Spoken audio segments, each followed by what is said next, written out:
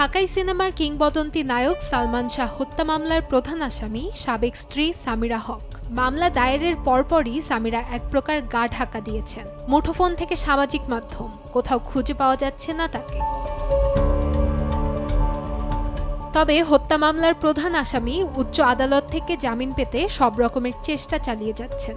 সামিরার বর্তমান স্বামী ইশতিয়াক আহমেদ মঙ্গলবার সকালে আদালত প্রাঙ্গণে শুনানির জন্য বেশ কয়েকজন সিনিয়র আইনজীবীর সঙ্গে কথা বলেছেন। সালমান শাহর মা নীলা চৌধুরীর পক্ষে তার ভাই মোহাম্মদ আলমগীর কুমকুম 11 জন আসামির নামে মামলা দায়ের করেন। ইতোমধ্যে এই মামলার আসামিদের দেশ ত্যাগে নিষেধাজ্ঞা দেন আদালত। দীর্ঘ 29 বছর ধরে তদন্তের জেরে হত্যা মামলাটি লাগাতার নিচ্ছে নতুন মোড়। এমনকি 2 সপ্তাহ আগেও সামিরাকে শুনানির সময় উপস্থিত থাকতে দেখা যায় আদালত প্রাঙ্গণে। কিন্তু 20 অক্টোবর রমনা থানায় মামলা দায়ের করার পরই গা ঢাকা দেন সালমান পত্নী।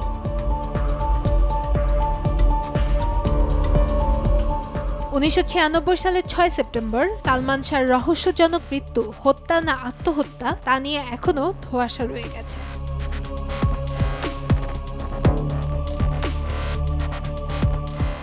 কান্তাময়ী স্নেহা, সময় সংবাদ, ঢাকা।